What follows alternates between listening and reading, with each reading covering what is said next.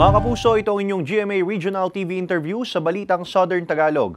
Usapang pangkalusugan tayo ngayong hapon mga kapuso dahil ngayong buwan ng Agosto ay pinagdiriwang din natin ang Lung Cancer Awareness Month. Kaugnay niyan, kasama natin ngayong hapon dito sa studio si Dr. Ria Concepcion Aguda ng Batangas City Health Office. Magandang hapon po, Dr. Ria. Magandang hapon po at magandang hapon sa inyong lahat na tagapanood ng GMA. Dok, unahin ko na, maliban sa paninigarilyo, ano pa po ba ang sanhi ng lung cancer?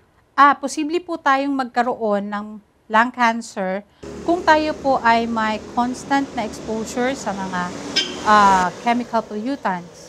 And also, kasama po dito, pwede rin po tayong magkaroon ng lung cancer kung meron tayong family history. And at the same time, pwede rin po tayong magkaroon ng lung cancer sa mga pollution na nakukuha natin sa surroundings.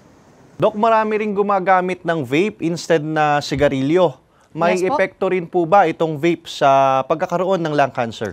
Yes po. Gaya po ng paninigarilyo, ang vape po ay mahigpit din nating pinagbabawal dahil kung ano po yung nakukuha natin na chemicals na posibleng mag-cause ng cancer sa isang pasyente sa paninigarilyo, ganun din po ang nakukuha natin sa paggamit ng vape. At Dok Ria, ano pong nangyayari sa katawan kapag nagkaroon ka ng ganitong sakit?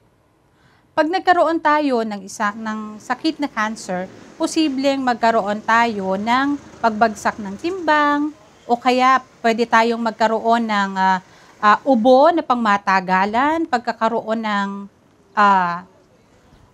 paninikip ng dibdib, kahirapan ng paghinga, bahid ng dugo kapag may umuubo. Ito po ay ilan pa lamang sa mga pwedeng mangyari sa katawan ng tao na may cancer na pwede nyo pong maobserbahan. So basically ma'am, ito yung mga sintomas. Yes po. Paano naman po, Dok, malalaman ng ating mga kapuso kung sila ay merong lung cancer? Wag naman sana. Para po malaman kung ang pagkakaroon ng isang lung cancer, bukod sa tayo po ay merong family history and exposure sa mga chemical substances, likewise yung paninigarilyo, pwede po tayong pa-examine kasi pwede po tayong magpa-CT scan para malaman natin kung merong makikitang findings sa ating mga baga. At Dok, sino po ang nasa panganib na magkaroon ng ganitong sakit? Lahat po ng mga pasyente o kliyente natin na naninigarilyo. Pangalawa ay ang mga taong exposed sa kanila or yung tinatawag nating mga second-hand smoke ay posibleng magkaroon ng ganitong klase ng sakit. Maidagdag ko lamang, ganun din po ang pagkakaroon ng advanced age. Kasi habang tumatanda ang isang pasyente or habang tumatanda ang isang tao, may posibilidad pa rin siya na magkaroon ng cancer. Dok, paano po maiwasan ang lung cancer at may gamot po ba tayo para dito? Para maiwasan ang lung cancer, kailangan nating magkonsulta. Meron tayong tinatawag na CT scan na siyang magsasabi sa atin kung meron tayong makikita na findings sa ating mga baga. Gamot na pwede tayo kasing mag-undergo ng treatment. Like, we have surgery, we have chemotherapy. For yung advanced cases, meron tayong mga palliative care na ginagawa para sa kanila.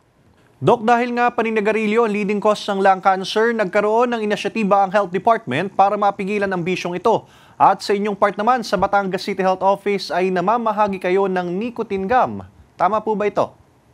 Yes po. Ito po yung ginagamit natin upang mahinto or upang mapigilan ng ating mga karamihang mamamayan na gumagamit ng sigarilyo ang kanilang pagkahumaling sa paggamit ng sigarilyo. At Dok, ito po ay libreng makukuha sa inyong opisina. Yes po, tama po kayo. Ito po ay libreng nakukuha sa City Health Office at sa mga barangay health station ng ating syudad. At Dok, kahit gusto ko pang habaan yung ating talakayan, ay limitado po ang ating oras. Kaya naman po, maraming salamat po sa inyong oras, Dr. Ria Aguda ng Batangas City Health Office. Maraming salamat po sa inyo.